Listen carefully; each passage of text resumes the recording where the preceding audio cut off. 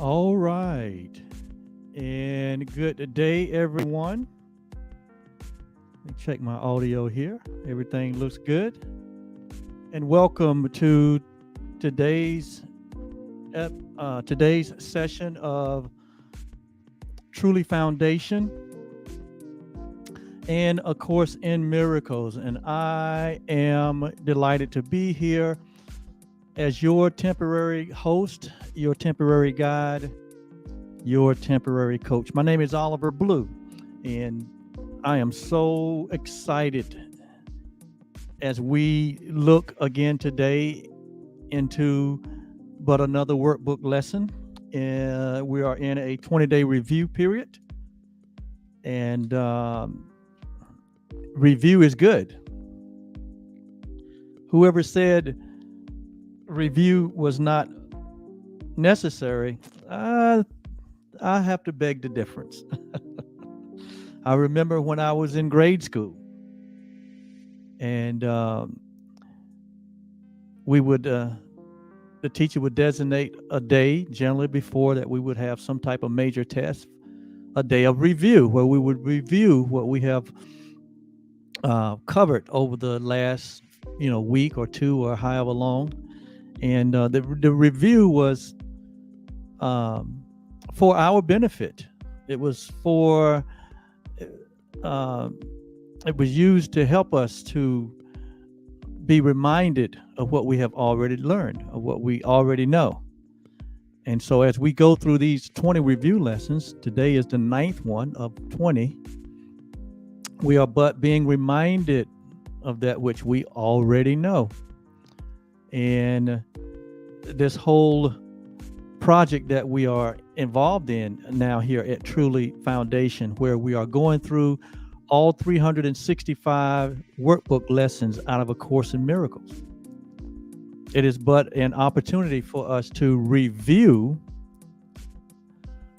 what we have or be reminded of what we already know, to be reminded of that which is already deposited within us or that is already true about us. And so today we look at lesson 209, which is a review of workbook lesson 189. And what I'm finding out in this segment of the review is there is a common theme that continues to emerge as we review these lessons, and that is the theme of innocence. The theme of innocence. And I think it's very important that we recognize that the importance of our acceptance of the innocence that we are, the innocence that we share from a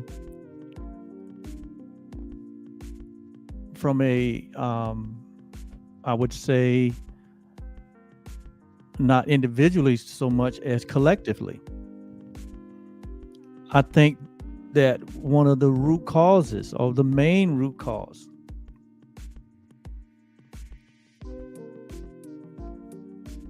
of a world that has gotten itself on the verge of, I don't know, you guys live in the same universe I do, but the world seemed to have pushed itself to the edge of hatred, the edge of guilt and judgment, to the edge of division and separation. It appears that we pushed ourselves to the edge of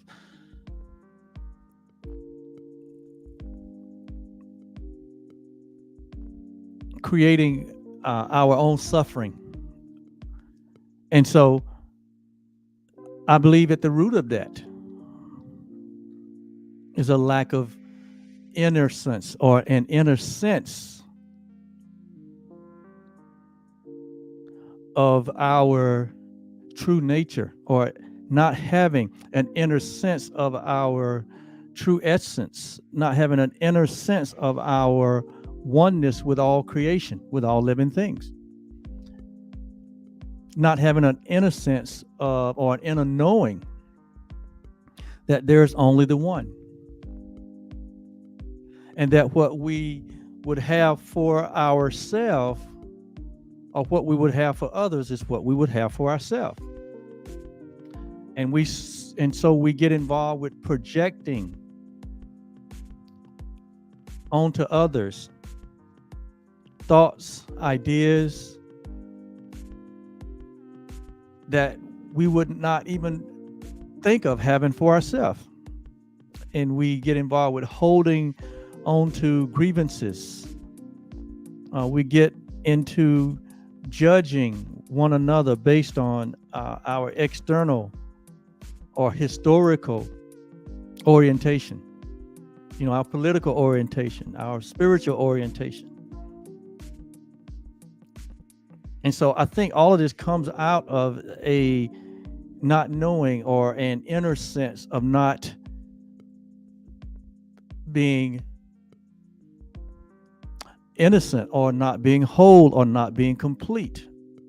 I think it comes from being confused or not having clarity about our true identity.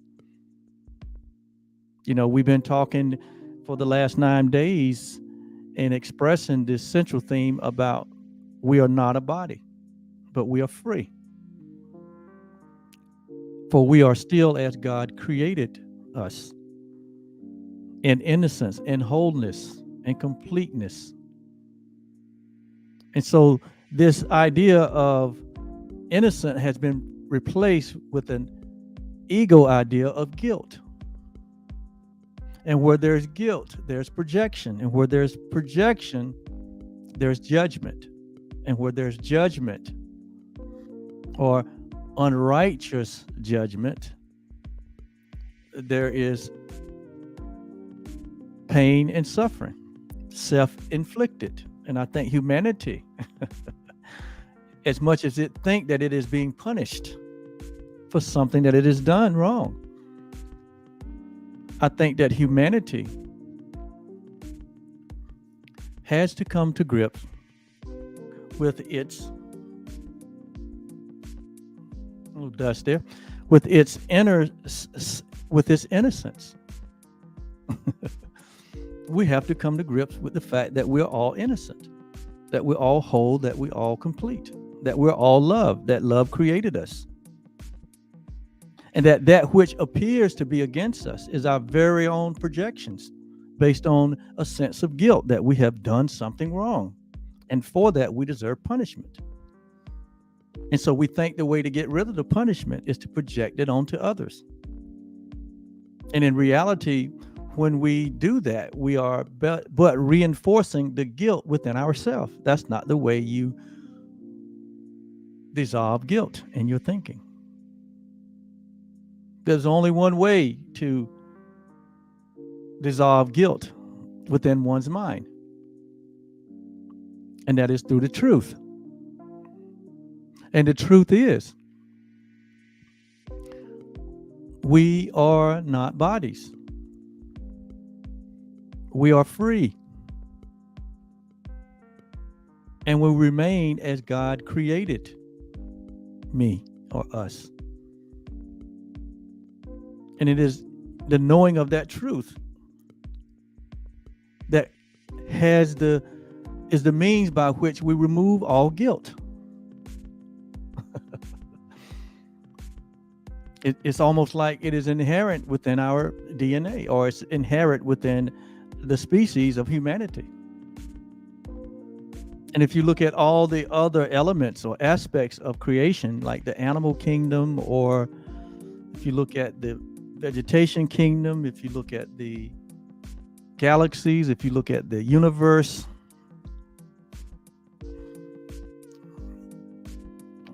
there's no element of guilt in those aspects of life. However, in the human dynamic, guilt is what it appears that we all suffer from as in a virus. And guilt is not in the body. Guilt is an attachment within our minds. But we use the body as a place of punishment for the guilt that we feel. And again, truth is the only antidote, is the only remedy to the dissolving of guilt. And so we have to know that we remain as God created us. And how did God create us? God created us what? Like unto himself. God created us in love. And we remain that way.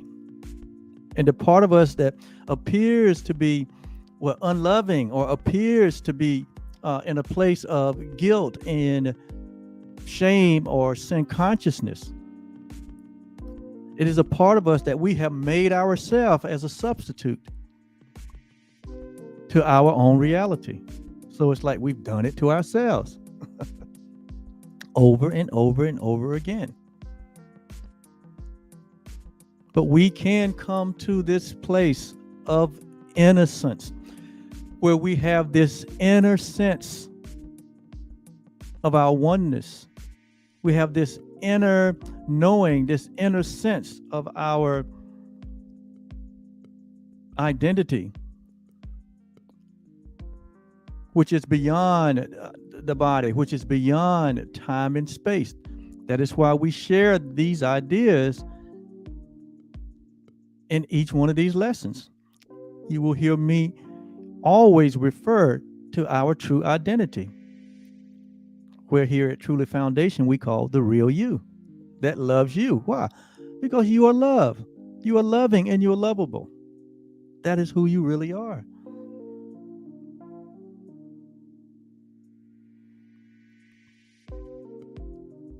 You never asked a thing about its purpose, about its essence.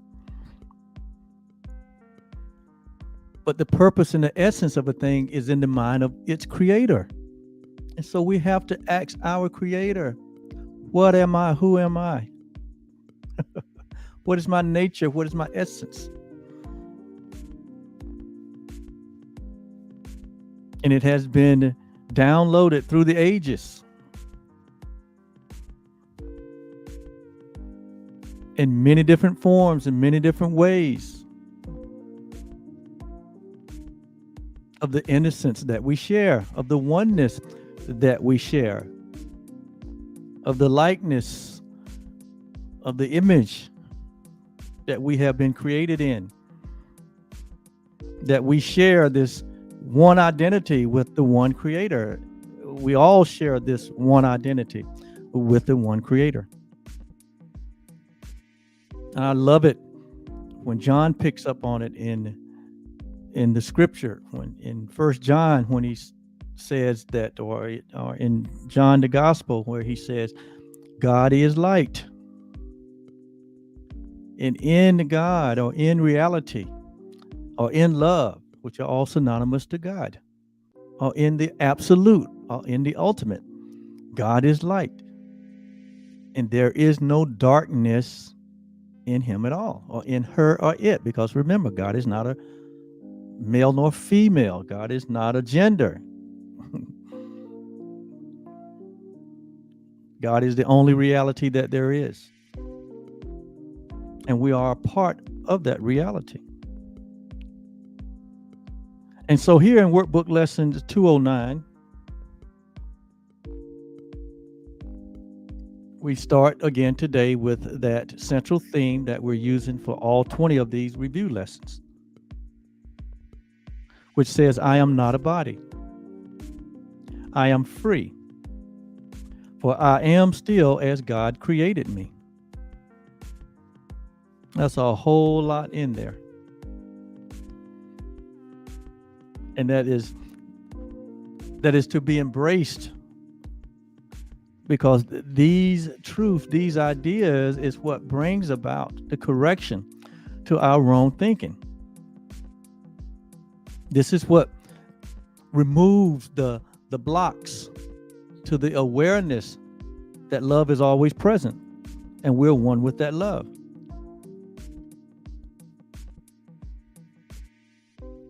That we remain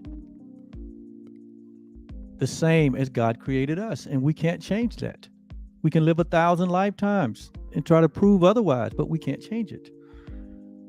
We can't change the one law of God.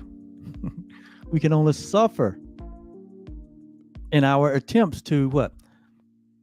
To substitute the law of God or the law of love for any other law, for any other reality. You can't change who you are. And so, Workbook Lesson 189 says, which is the review for today, it says, I feel the love of God. Notice now, it says, now this is a thought of God for us to embrace as our own, to make it our own. It says, I feel the love of God within me now.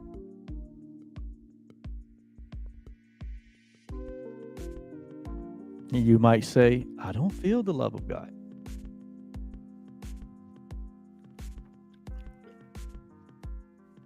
And what would say that would be the mind that believed that it's separate.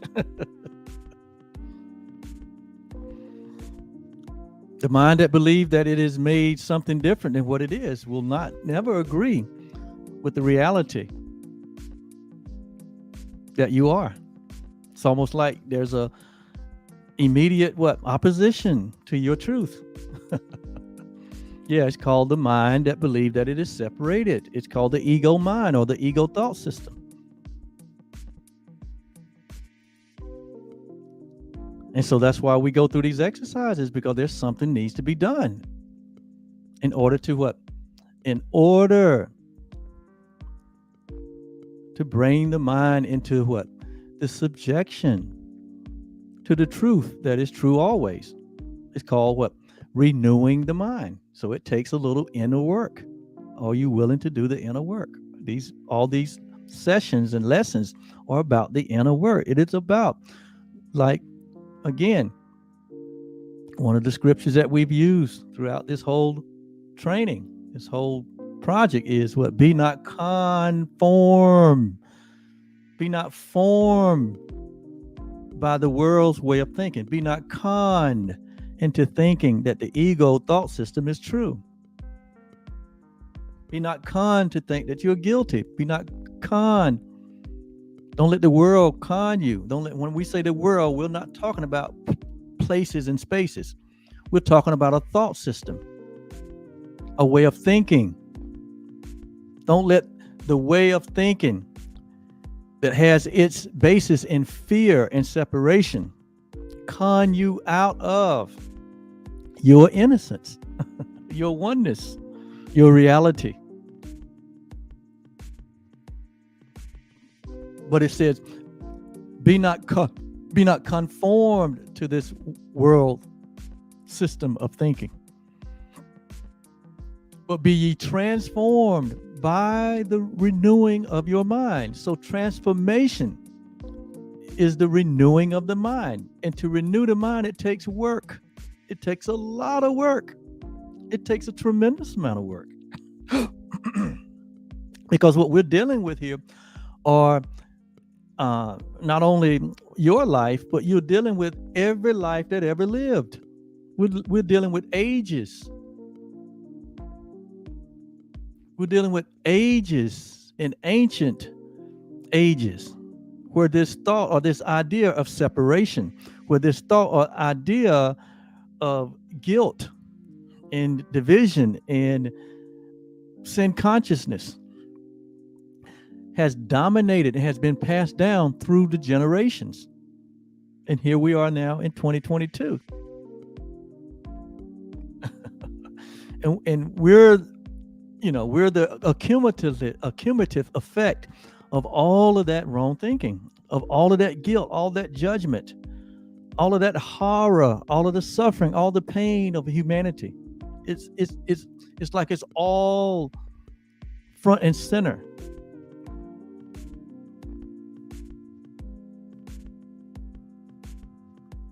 And how are we dealing with it? How are you dealing with it? Are you able to look through the mirage of that and know the true self? Are you able to see past the falsity, the error of all of that thinking, the wrong thinking, and see the light, see the truth, see reality, see the love that we all share?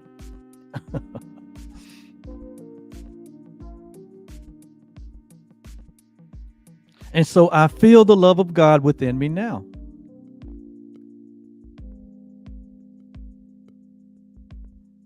So here, there is this idea, or there is this truth, that the love that we share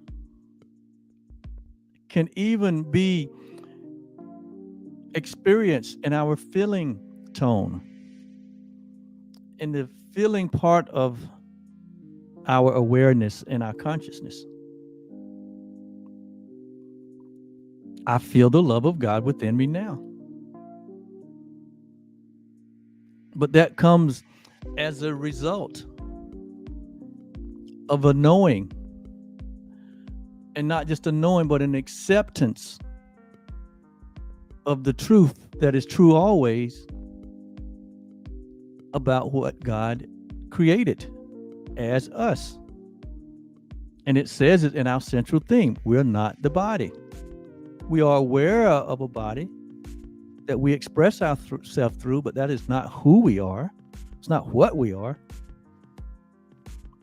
No, because that is very limiting. That is very temporary. The body is not permanent. It's impermanent. Only that which is permanent is true. Only that which is eternal is true, is real. Only that which is changeless, only that which is unalterable is reality. And so we have to accept that we are a part of that. That was how we were created. That is what God is, and that is who we are. And that is who we are because that is what God is. That has to be accepted for ourselves. To the point that we can feel this love that is within us now. Because love is what we are. Love is what created us. And so it comes down to removing the blocks that we have placed up between ourselves, our true self, and that which we are. And so it says, the love of God is what created me. The love of God is everything that I am. The love of God proclaims me as his creation. The love of God within me sets me free. And so these are the ideas that we use to renew or transform the way we think, to remove those things that we have interposed between ourselves and the truth. That's why these workbook lessons are a continuous 365 lessons, where for one entire year we are going through this renewal process, this training where we are renewing our minds, where we're being transformed from being conformed, so that we now train our minds to think along the lines of truth, think along the line of our true reality. That take work. And if, as we do the work, we see the results of the transformation, we see the result of the work, to where it begins to move into our feeling tone, to where we feel the love of God within us now. And this feeling has nothing to do with our external conditions, our present circumstance. It has nothing to do with uh, situations or conditions, but it all has to do with the fact that our mind has been renewed by the inner work that we're doing, by replacing thoughts of fear, thoughts of scarcity, thoughts of limitation, thoughts of division and separation. We're replacing those thoughts with the thoughts of God. Every thought of God.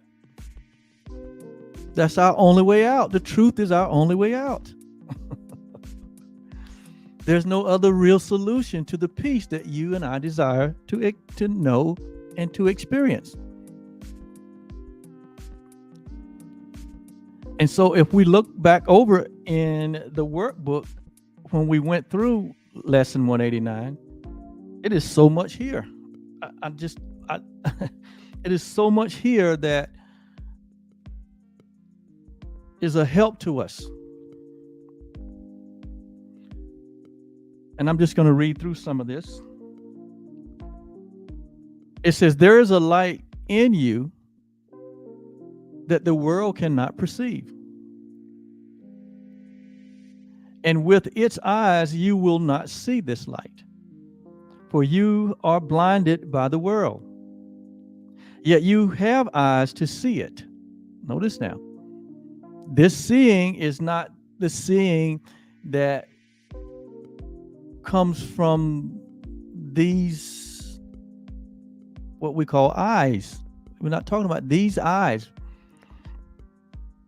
We're not talking about the natural eyes that sees the objective world, but we're talking about a sight or a vision or a light that is within all of us. Jesus said he's the one that lighteth every human that comes into the world. And he wasn't talking about him as an individual. He was talking about what he represents. That the light that God is the light that lighteth all of us. Everyone that cometh into the world. No one cometh into the world absent of the light. But it cannot be seen through the natural eye. It says, for you have blinded this light by the world, or the ego thought system, the way we think and perceive of ourselves to be. We are blinded when we think we are something that we're not. We are blinded to this light if we think that we are a body.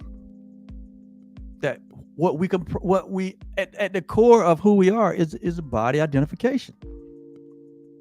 It says that thought or that idea blinds you to the light. It says it is there for you to look upon. It was not placed in you to be kept hidden from your sight. This light is a reflection of the thought we practice now. So the light that is in all of us, it reflects the thought. What thought? I feel the love of God within me now. And that feeling of this love comes as a reflection of the light that is within all of us. And it says, to feel the love of God within you is to see the world anew.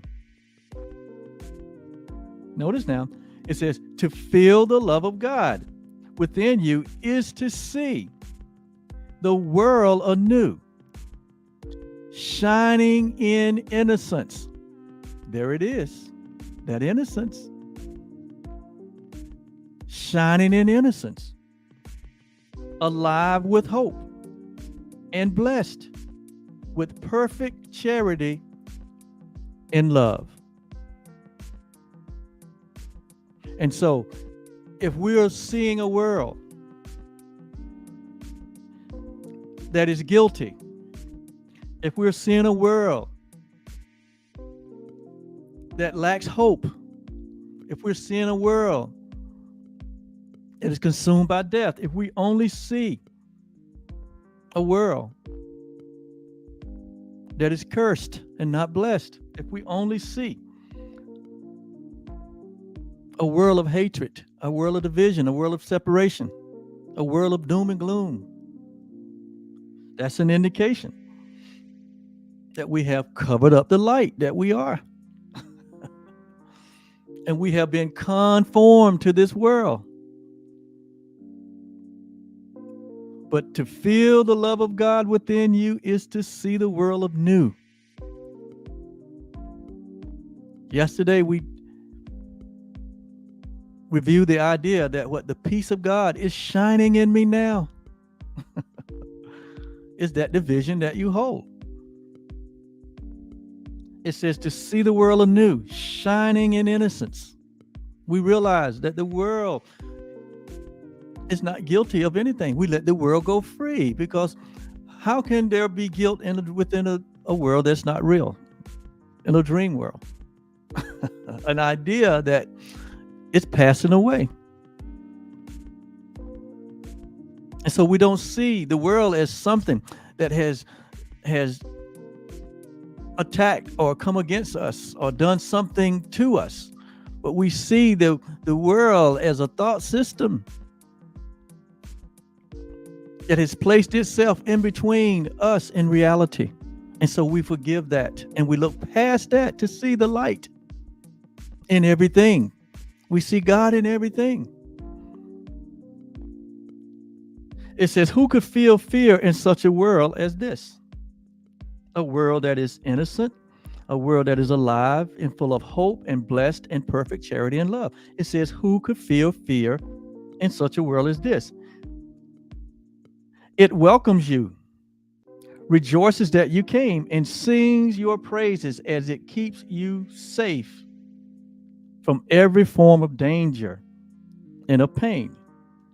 It offers you a warm and gentle home in which to stay a while. It blesses you throughout the day and watches through the night as silent guardian of your holy sleep. It sees salvation in you and protects the light in you, in which it sees its very own self. It offers you its flowers and its snow and thankfulness for your benevolence. This is the world the love of God reveals. This is what we call Christ's vision. And we give up our own view of the world for Christ's vision, or for what we call God's vision or God's point of view. It says, it is so different from the world that you see through darkened eyes of malice and of fear. Only one can be perceived at all. Either we're perceiving the world of love and beauty, or we're perceiving the world as a place of fear and a place of darkness, a place of malice. It says a world in which forgiveness shines on everything, and peace offers its gentle light to everyone. Is inconceivable to those who see a world of hatred rising from attack, poised to avenge, to murder, and to destroy. Yet is the world of hatred equally unseen and inconceivable to those who feel God's love in them. You're talking two different perspectives here. A world of hate or a world of love. There would reflect the quietness and the peace that shines in them, the gentleness and the innocence. There that word is again, the innocence they see surrounding them.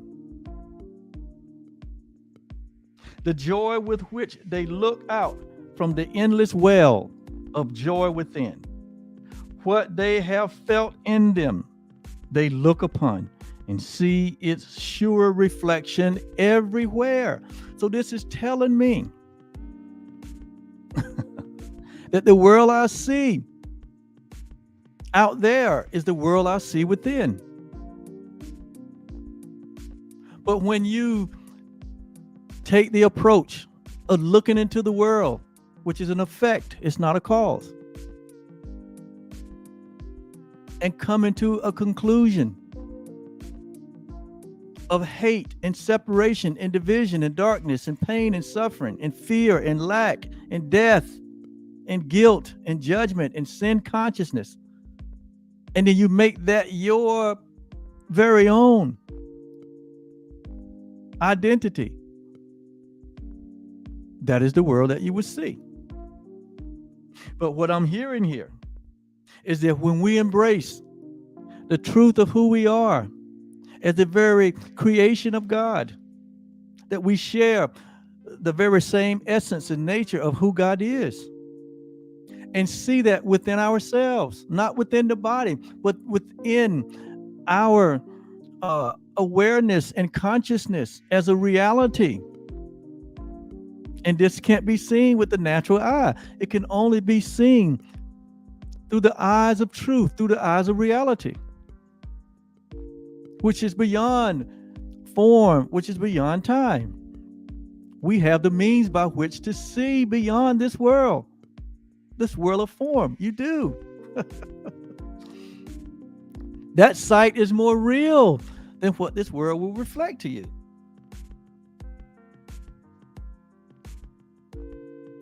And so it says, when we look within and see through the truth of who we are, then we will see a world of innocence. We will see a world of loveliness, that we will see a world that is alive with hope and blessed and perfect charity and love. So this is the way we train ourselves, or we transform ourselves from looking from without to looking from within, and not within the body, but within the light that is within all of us. It bears the truth. It says, would you see this? The choice is given you. But learn and do not let your mind forget this law of seeing. It goes back to the mind. It's all about the state of mind, of being mindful. And so it says this choice is given you. So it is a choice. What would you see? There's a choice to be made. It says, but learn and do not let your mind forget the law of seeing. You will look upon that which you feel within. What do you feel? What have you allowed into your feeling tone? What have you allowed into your subconscious mind? Which is the feeling part of our mind. It's the emotional part of our mind. What are you emotionally involved with? A world of destruction, a world of guilt and sin and consciousness. What are you involved with? A world of judgment and destruction, a world of division and separation. What are you emotionally involved with? Because that determines how you feel, and how you feel is a reflection of the way you're going to see. That's why Jesus said it this way. He said, guard your heart with all diligence. Why? Because out of it flows the issues of your life.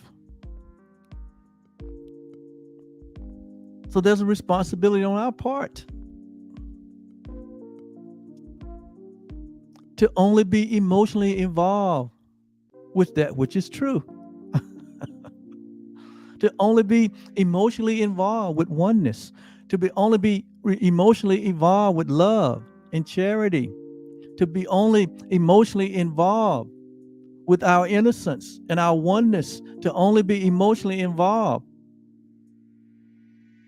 with that which is eternal, which is our true identity. But when we become emotionally involved with or conform to this world, which would want you to see through the eyes of separation and division and hatred and inequality and scarcity and fear and death and lack,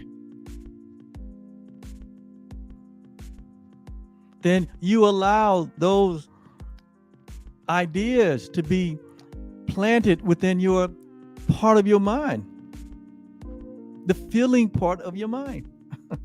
And so that's where you will see the world around you. That's the way you will see yourself. But it's not true. And we have what? Use that as a substitute to the truth where our peace lies. And no wonder we get so frustrated that we're not at peace. We get so frustrated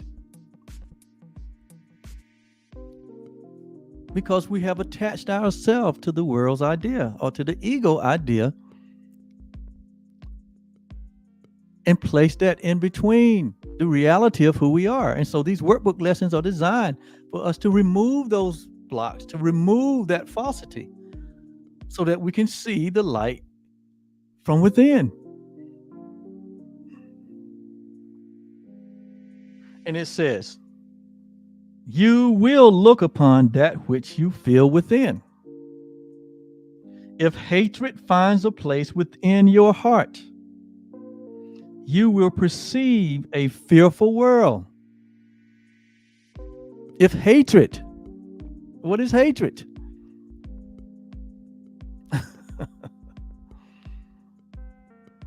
Hatred is something that we see within ourselves and then we project it onto others,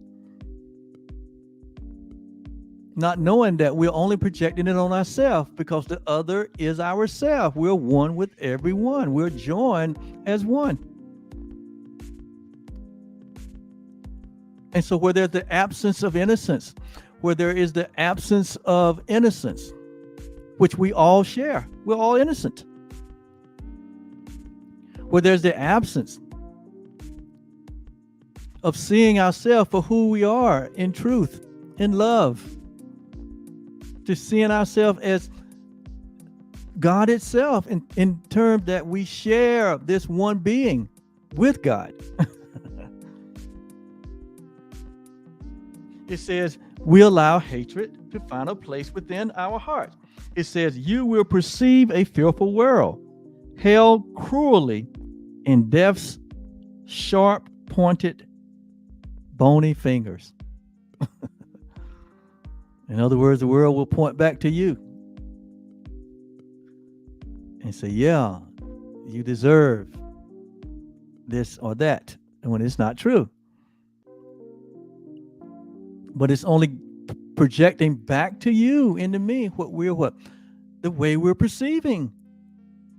If we perceive ourselves any other way than love, then the world will show us that which we perceive in ourselves. Is this making sense? Now you can see how we are doing it to ourselves by being conformed, being conned out of the reality of who we are. And therefore, we're conned out of the reality of who our brothers and sisters are. And so that's why you see the effects of that projection of wars and fighting and scarcity and greed and inequality and prejudices.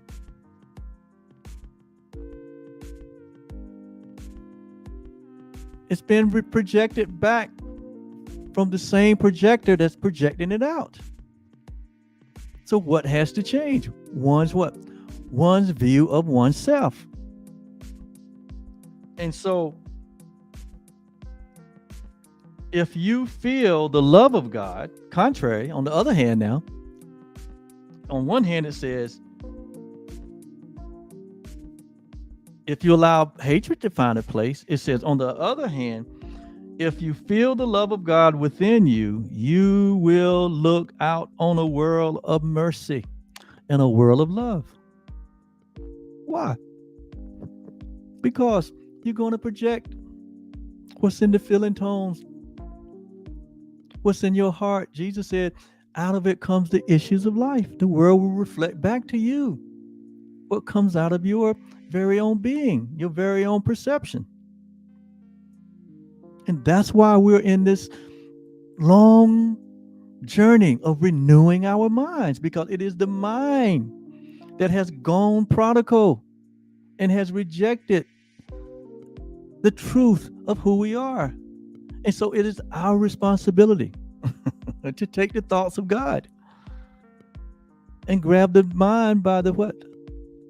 By its loving self and retrain the mind. Bring the mind out of a place of fear, out of a place of guilt and judgment. That's what we're doing with each one of these lessons.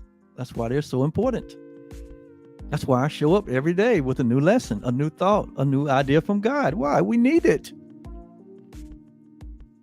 What we learned yesterday in many cases won't sustain us today. There has to be a fresh and a renewed remembrance each and every day. That's why Jesus said, do this as often in remembrance of the truth of who you are. It's a daily thing. A great example of that is, if you look in the story of the Old Testament,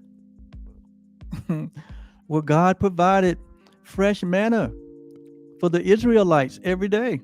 And he told them at the end of the day, he said that manna will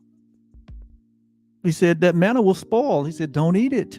I'm going to bring you some fresh and some new manna every day. And so you have to eat fresh, new manna every day. You have to study every day. You have to consider every day. You have to spend quiet time every day.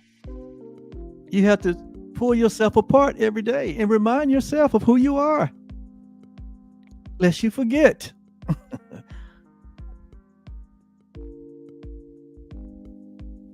And so, how do we think we're going to escape that responsibility? We need to every day remind ourselves of who we are. Each and every day. That's why I show up each and every day with a fresh thought from God. Because like I know, the mind left to itself, it will wander into darkness. If it's left unattended, if you don't proactively create a path for it to walk down that day, it's going to walk sideways. That's the way the mind is.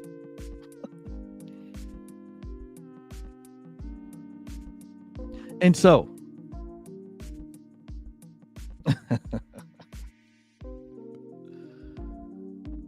today we pass these illusionary ideas. That's what this workbook lesson is about. I feel the love of God. In order for that to happen, it says we pass all illusionary ideas, all false ideas about who we are, and feel its all embracing tenderness. Its love, which knows us perfect as itself, its sight, which is the gift its love bestows upon us. We learn the way today. It is as sure as love itself, to which it carries us. For its simplicity avoids the snares and the foolish convolutions of the world's apparent reasoning, but serve to hide. So it says, today we pass illusion and we seek to reach to what is true in us. And it says, we're going to simply do this. It says, be still and lay aside all thoughts of what you are and what God is. Wow, okay. It's like a starting point or a turning point. It says, be still and lay aside all thoughts of what you are and what God is. All concepts you have learned about the world, all images you might hold about yourself. So we're gonna wipe the slate clean today, as though there's no history. There's only right now. We know nothing. That's what it's saying. Let's just pause. Let's be still and know nothing.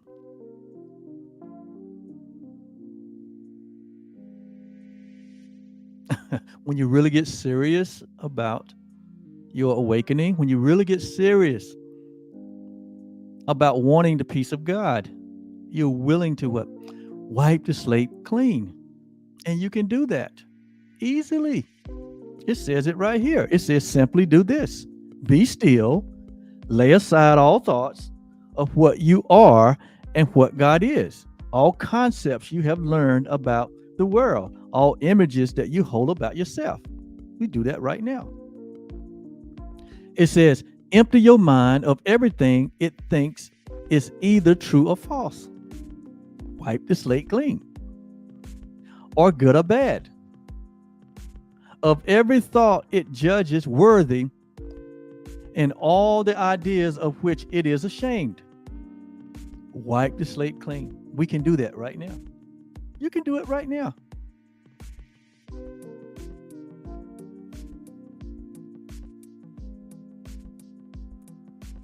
Just in an instant, we can just let it all go. Because we have felt overloaded with ideas and concepts. We have felt heavy burden and laden throughout all of our experiences and all of our memories and all of the history that has been passed upon us and all the conditionings and everyone else's idea of me, God, or the world, or each other. We're going to just let it all lay aside in this instant moment right now. You can do that. It says, hold on to nothing. You know all of the attachments that we have attached ourselves to in this world? By choice. It says right now, we can let it all go. Just let it all go. There's not a gun held to our head. But this is the freedom of choice that we have. If we decided for it, we can decide what? To let it go and to release it. So in this moment, we decide to release everything. Even our idea of God. Even our idea of our own self. And of others. Just let it all go. Don't feel beholding in this moment to anything.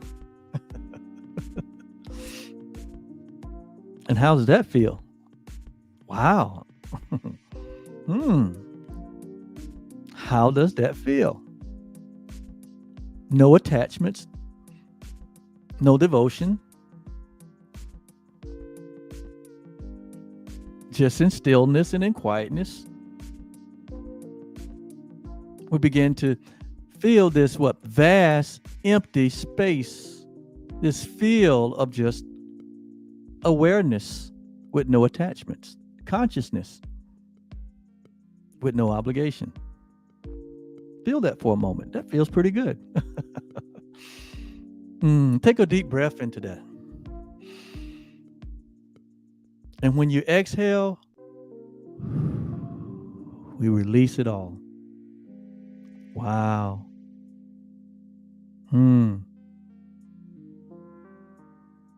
Even the attachment to a body.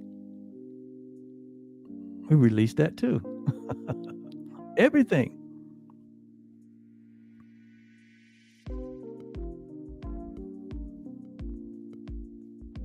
Do not bring with you one thought the past has taught, nor one belief you ever learned before from anything. Can we experience this emptiness, this cleansing, this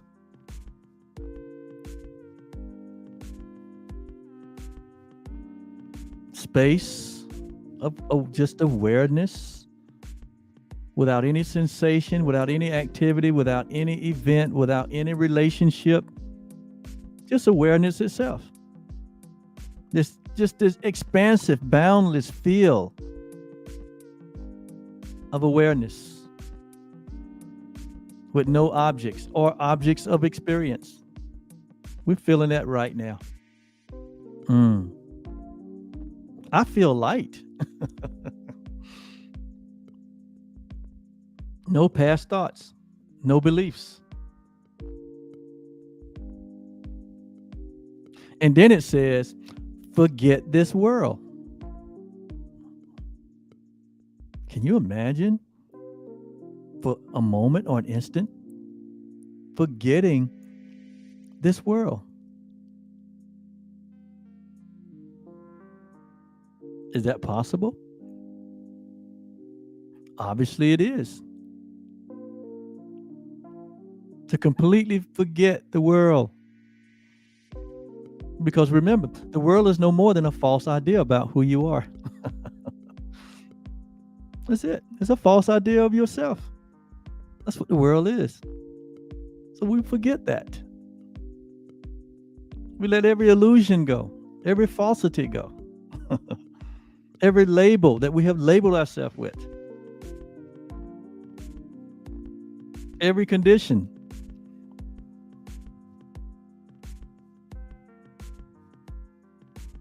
All the things that others have levied upon us, we let it all go in this instant. We're doing this right now. It says, so forget this world. And then it says, even forget this course. Forget the Course in Miracles. Forget the Bible. Forget the Quran. Forget, the Buddhist book or all the different religions. Forget all the political affiliations. Forget the Democrats, Republicans. Forget the nations of the world.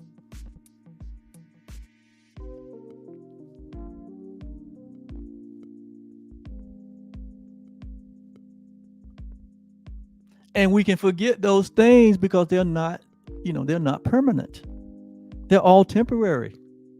Eventually, they're all going to be out of your awareness anyway. So he said, don't wait to then. Forget these things now. You can let it go now. In this moment, it says, forget the world, forget this course, and come with wholly empty hands unto a God or a reality or a love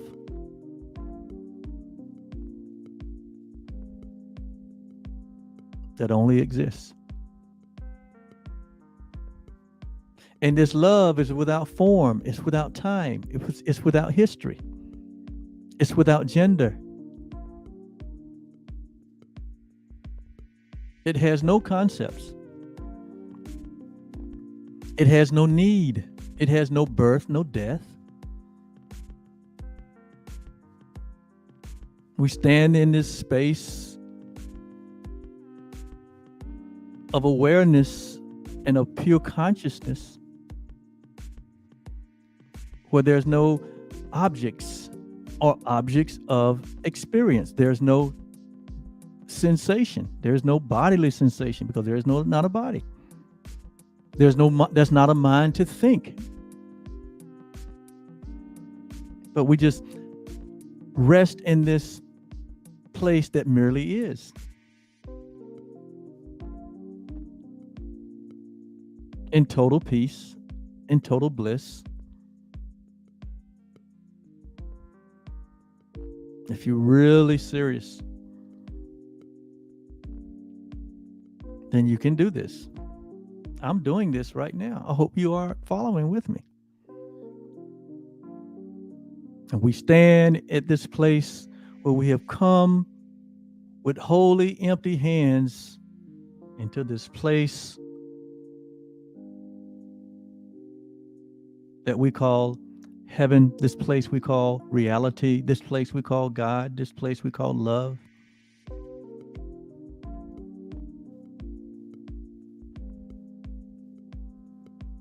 Where there's no sickness, there's no death, there's no pain, there's no suffering, there's no inequality, there's no prejudice, there's no discrimination, there is no greed, there is no lack.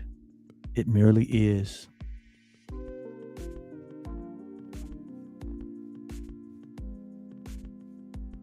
Total peace, total bliss.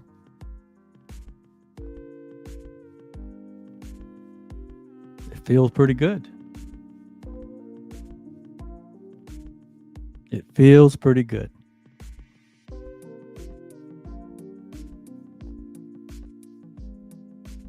Is it not this place who knows the way?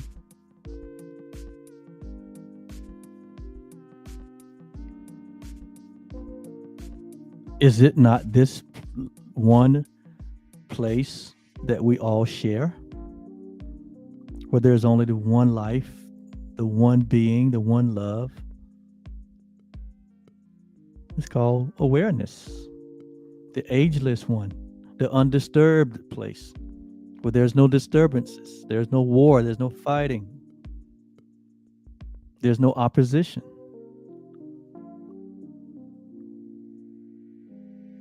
Is it not this place who knows the way? Is it not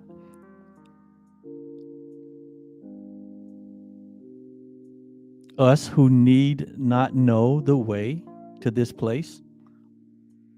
Because this place knows the way to us. It says our part is to simply to allow all the obstacles, all the attachments that we have placed between us and the one that created us, the one that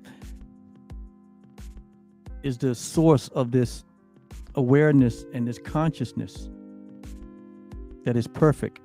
It says we're to merely allow all the obstacles that we have placed or interposed between our reality and the reality of the one that created us to be removed forever. It all happened in thought. It all happened in dream, and we can remove it forever. Everything that we're placed to be a division between us and the one that created us. To see that there's only the one, and we share in that oneness.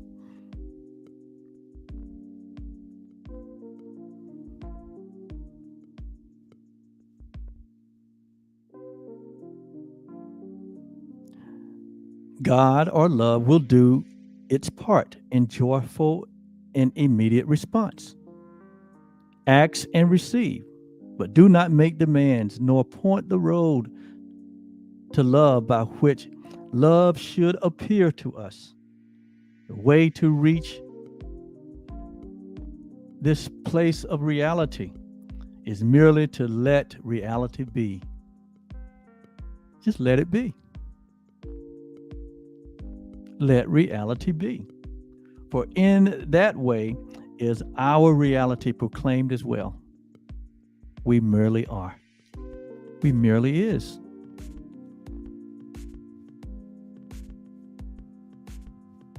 And so today we do not choose the way in which we go to this place, but we choose to let him come. For with this choice we rest, and in our quiet hearts and open minds, the reality of love will blaze its pathway of itself. What has not been denied is surely there. If it be true and can be surely reached, love knows his creation and knows the way to his creation. Love does not need his creation to show love how to find love's way. Through every open door has love shined outward from the home within and lighten up the world in innocence.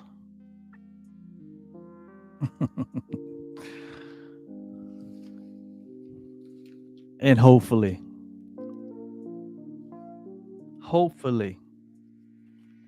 as you continue on this journey of transformation with us here, that you begin to feel, as the lessons say, that you begin to feel the love of God that is within you now and in every moment of your day, in every moment of your life. That you really begin to feel this love as you embrace the truth that is true always.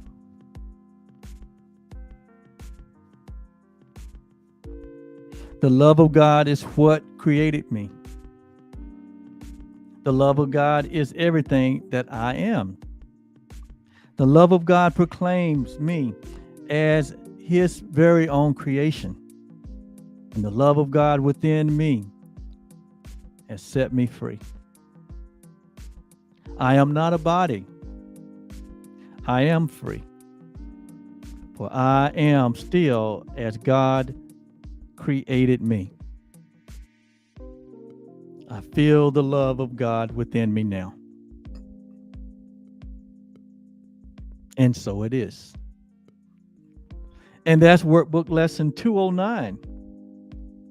And I thank you so much for being here for this lesson. And as we continue in this review period, we're going to be each day, again, reviewing one of the ideas or the thoughts that's been given to us to renew our mind. It takes inner work. Are you willing to do the work? I am, and I hope you are. Thank you so much for being here. We love you. Why? Because that's what we are. You said it right there. I was created in love. So I love you. Have a great day. Bye-bye.